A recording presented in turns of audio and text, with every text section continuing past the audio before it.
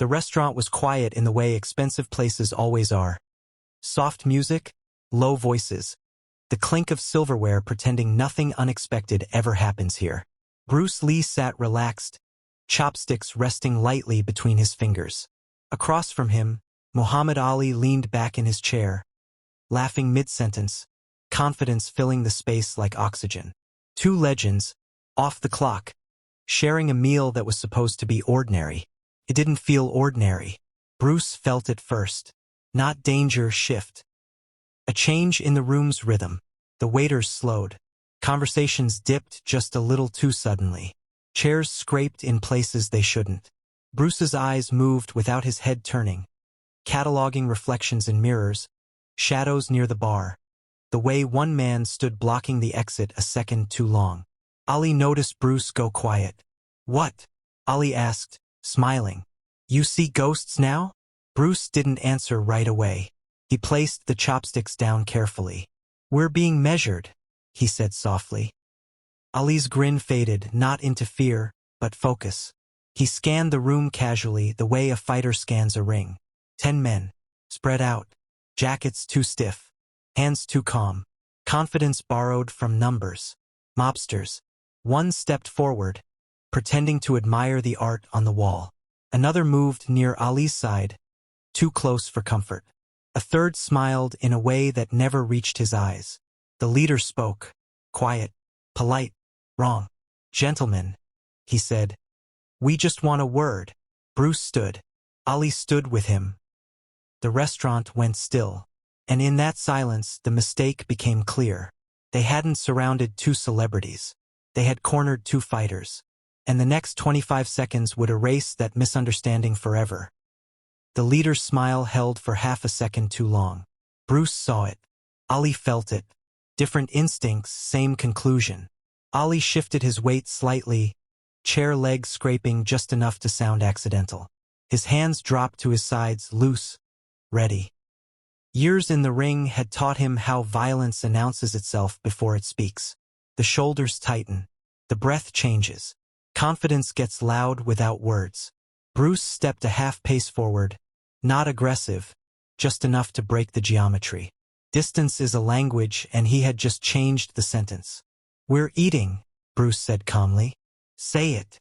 The leader glanced around, signaling without signaling. Two men moved closer to the exits. Another drifted toward the bar. The room's air thinned. Waiters froze, unsure whether to intervene or disappear. Ali leaned in, voice low. "Bruce," he said, smiling like he was telling a joke. "How much time you think we got before this gets stupid?" Bruce's eyes tracked a man's right hand sliding under a jacket. "Less than 5 seconds."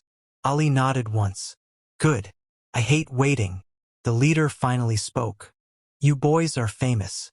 Famous men draw attention. Attention costs money." He shrugged. "We collect." Bruce exhaled. "You chose the wrong table." That was the last polite moment. A hand came out from a jacket. Ali moved first, not with a punch but with space. He stood into the man's path, shoulder turning, forearm snapping up to jam the draw. The impact sounded like a drumstick cracking against bone. The man folded. At the same instant, Bruce stepped inside another attacker's reach. No wind-up, no tell. His palm struck the chest. Not hard, precise. The man's breath left him all at once. He dropped, confused, alive, finished. Chairs fell. Glass shattered. Someone screamed. The leader shouted orders. Too late. Ali's jab flashed, not to the face but the collarbone. Another man went down, stunned by the shock. Ali pivoted, using his height to block the aisle, cutting the group in half. Bruce flowed through the chaos like water finding cracks. Elbows, palms, short strikes that ended conversations before they started. No wasted motion, no chasing. Time compressed. 10 men had planned to control a room. Instead, the room controlled them, and the clock had just started. Ali planted himself like a post at the narrow end of the aisle, long arms loose, eyes bright. He wasn't throwing combinations, he was interrupting.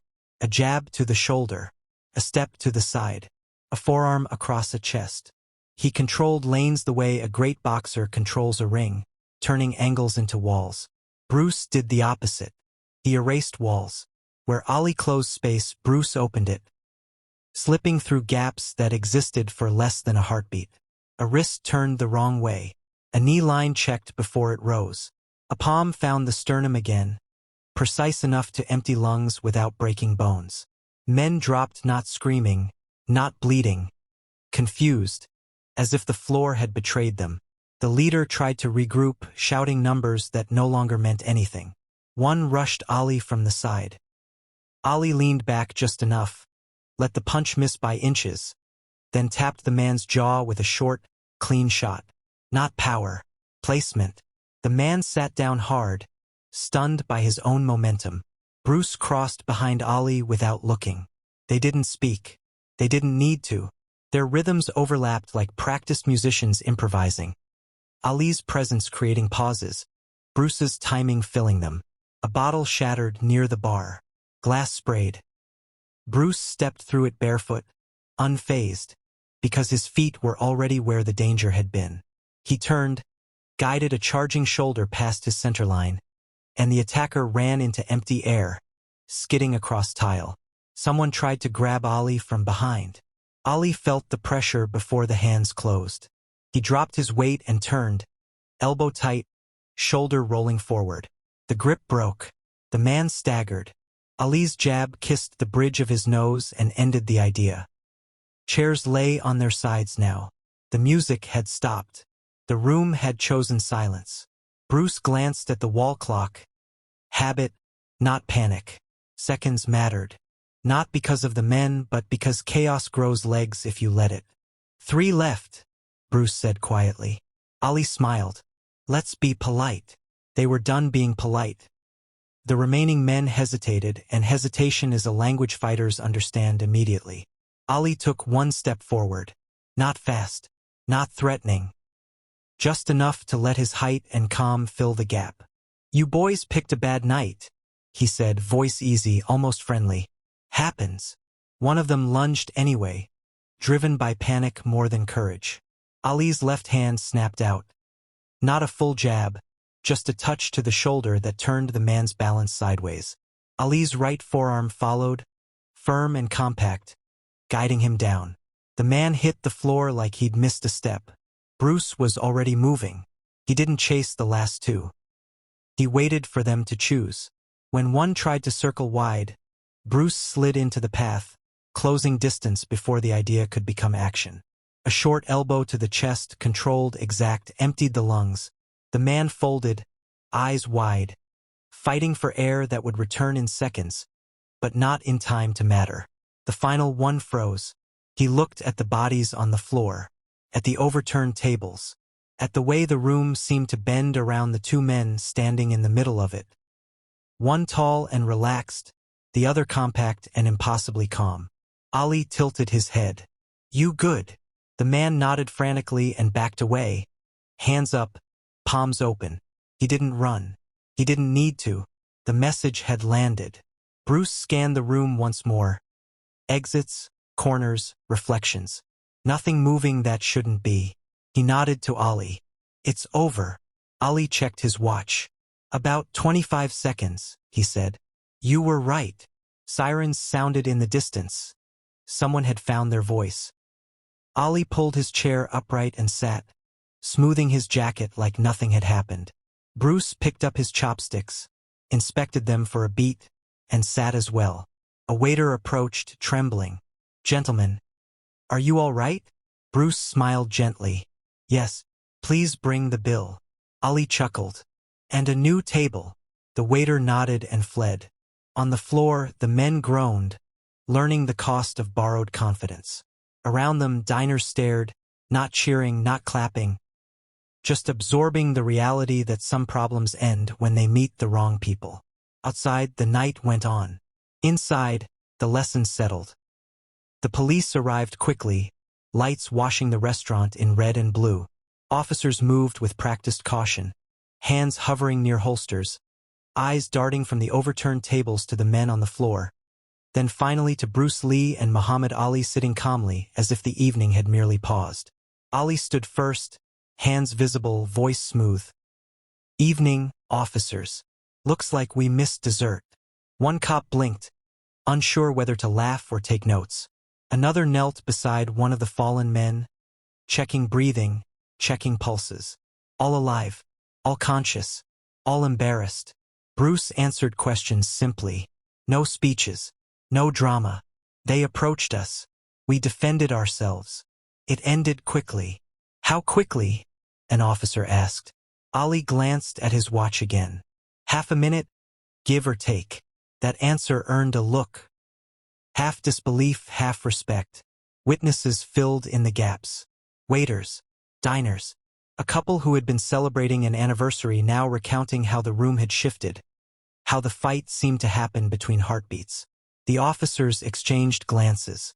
There would be no charges tonight, only reports and quiet phone calls.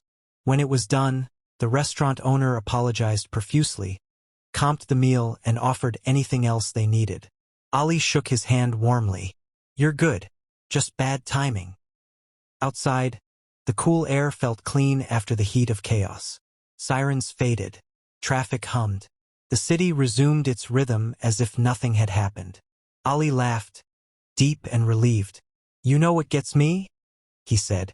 "They thought numbers meant control." Bruce nodded. "Numbers matter," he said, "but only if they move together. Tonight they didn't." They walked a block in silence, letting adrenaline drain. Then Ali stopped, turned serious. "I've been in rings with killers," he said. "But that, what you do, it's like turning off switches." Bruce smiled slightly. "You turn off lights," he replied. "I turn off circuits." Ali grinned. "I like that." They shook hands.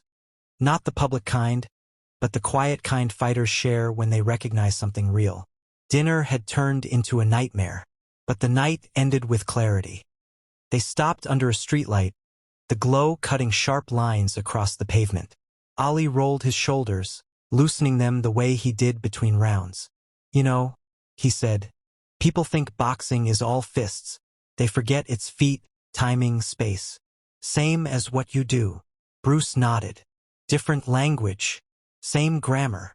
Ali laughed. "Man, you talk like a professor who can knock you out." Bruce's smile was brief. "Fighting is communication.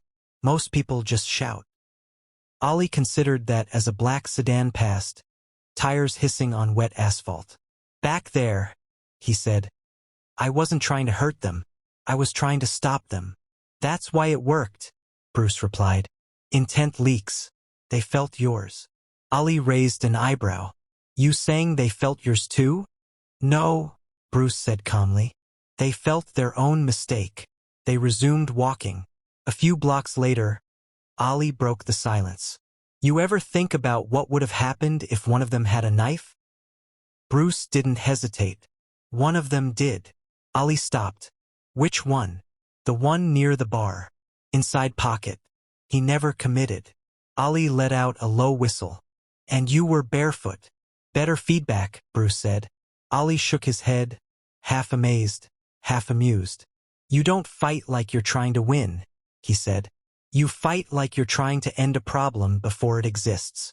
Bruce looked ahead. "Winning is noisy," he said. "Ending is quiet." They reached Ali's car. Before getting in, Ali turned serious again. "Tonight," he said, "people are going to tell stories. They'll make it bigger, louder, faster." Bruce nodded. "They always do. But they'll miss the part that mattered," Ali continued. Bruce waited. "That it wasn't about how hard we hit," Ali said. "It was about how fast we understood." Bruce extended his hand. Ali took it, grip firm. "Next time," Ali said with a grin. "We eat somewhere quieter," Bruce smiled. "Or somewhere closer to the exit." They laughed. Two fighters, two philosophies, one shared truth. And somewhere behind them, 10 men would spend the night learning that confidence borrowed from numbers comes due. With interest.by morning, the story had already changed.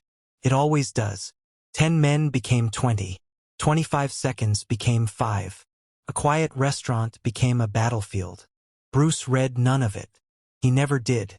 Fame distorted truth, and truth didn't need defending. Ali, on the other hand, heard it everywhere. At the gym, on the phone, whispered by reporters pretending they were asking about something else. "They're saying we planned it," Ali said later that day, shaking his head. Like it was some kind of demonstration. Bruce tied the wraps on his hands slowly, deliberately. "People don't like accidents," he said. "They prefer intention. Makes the world feel controllable." Ali watched him train, the way Bruce moved from stillness to motion without warning. "You know what scares them?" Ali said. "Not that we won. That we didn't even look angry." Bruce paused mid-movement. "Anger narrows options," he said. "We needed options." That night replayed differently in their minds. Ali remembered how the room had split, how bodies reacted to presence before punches landed. Bruce remembered smaller things, the man who hesitated, the one who chose not to draw, the final attacker who backed away. "Everyone thinks fighting is about courage," Bruce said later. "But most outcomes are decided by hesitation." Ali nodded. "And pride. Especially pride." They trained separately that week, but the exchange lingered. Each saw reflections of themselves in the other. Ali's rhythm echoing Bruce's timing, Bruce's economy mirroring Ali's efficiency. Two systems, converging. Somewhere across town, the men from the restaurant nursed bruises and silence. No charges filed. No revenge planned. Just a hard lesson learned.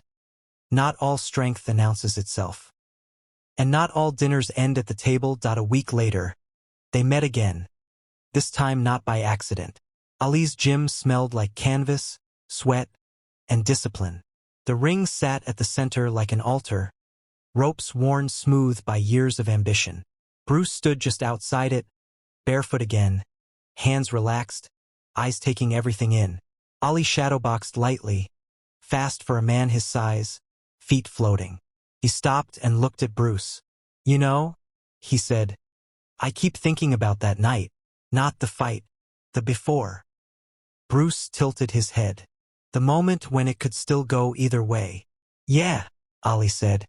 "That moment when ego decides if things get ugly." Bruce stepped onto the canvas. "Most people lose the fight before the first move," he said. "They lose it when they decide they must prove something." Ali leaned on the ropes. "Those men wanted to prove control. And we didn't," Bruce replied. Ali smiled. "That's why they never had it." They talked then not about punches but about restraint. About how the hardest skill isn't striking, but stopping. Ali admitted something he rarely said out loud. That every great victory carried the risk of becoming a prisoner to expectation. "They expect me to dominate," Ali said. "Sometimes I wonder if that makes me predictable." Bruce nodded. "Expectation is a cage," he said. "Style becomes habit. Habit becomes weakness." Ali laughed softly. "You trying to tell me I got holes?" "We all do," Bruce said. "The key is not hiding them. It's moving so they're never where the enemy looks." Ali stood upright, serious now. "That night," he said, "I realized something. Power doesn't have to announce itself. It can whisper." Bruce bowed his head slightly. "Whispers travel farther." They trained lightly, no sparring, just movement. Ali tried Bruce's footwork drills. Bruce experimented with Ali's rhythm, finding surprising overlaps. No winners, no score, just growth. Outside, the sun dipped low, shadows stretching long. Inside, two legends sharpened each other without ever crossing lines. And the story, now far from the restaurant, was no longer about violence. It was about mastery. The conversation stayed with them longer than the bruises ever could. For Ali, the memory of that night resurfaced in unexpected moments. Between rounds, during interviews, even while tying his gloves. He noticed how often people mistook volume for authority, force for certainty. He had done it himself once. Maybe still did sometimes. Bruce felt it too, but differently. He replayed the restaurant not as a fight, but as a sequence of choices, where escalation had been avoided, where restraint had shortened the conflict. where clarity had outrun aggression. One afternoon, weeks later, they sat quietly in Ali's gym office. No cameras, no entourage, just two men and the echo of heavy bags outside. You know, Ali said slowly, people think strength is about how much you can take. Bruce looked up. It's about how little you need. Ali nodded. That night, I didn't feel strong because I dropped someone. I felt strong because I didn't have to. Bruce leaned back. That's when fighting becomes responsibility, he said. Not expression. Ali exhaled. Nobody teaches that. They can't, Bruce replied. It's learned the moment you realize you could destroy something and choose not to. They sat in silence for a while. Outside, young fighters trained hard, chasing power, speed, recognition. None of them knew they were standing near two men who had already passed that stage, who had crossed into something quieter, heavier. Ali broke the silence. If those men had apologized before it started, he said, I'd have paid their bill. Bruce smiled. So would I. Ali laughed. That's crazy. No, Bruce said. That's control. The world would never hear that part of the story. It wouldn't trend. It wouldn't sell tickets. But it mattered more than the punches. Because what power leaves behind is not fear. It's understanding. And sometimes silence. Years later, when people asked about that night, neither of them ever told it the way others did. There was no talk of numbers. No counting of seconds. No boasting about who hit harder or faster. Because the truth didn't live there. Bruce remembered the moment before everything started. The instant when awareness arrived and ego didn't. That was the real fight. The decision not to escalate but to end. Cleanly. Efficiently. Without hatred. Ali remembered something else. The feeling of standing next to someone who didn't need applause. Someone whose confidence didn't rise or fall with witnesses. Someone who understood that dominance fades, but clarity stays. That night, Ali would later say to a friend, I learned something they never taught me in boxing. What's that? The friend asked. That the strongest man in the room is the one who doesn't need the room to know it. Bruce never corrected the rumors. He never chased the legend. He returned to training, to teaching, to refining what mattered. The restaurant became just another lesson absorbed and released. But the men who had walked into that place believing numbers made them powerful never forgot it. Not because they were beaten, but because they were understood and dismissed. Dinner had turned into a nightmare for a reason no one planned. Not because of violence, but because confidence met truth, and truth doesn't raise its voice. It simply ends the conversation. And that night, in 25 quiet seconds, two fighters showed what real power looks like when it has nothing left to prove.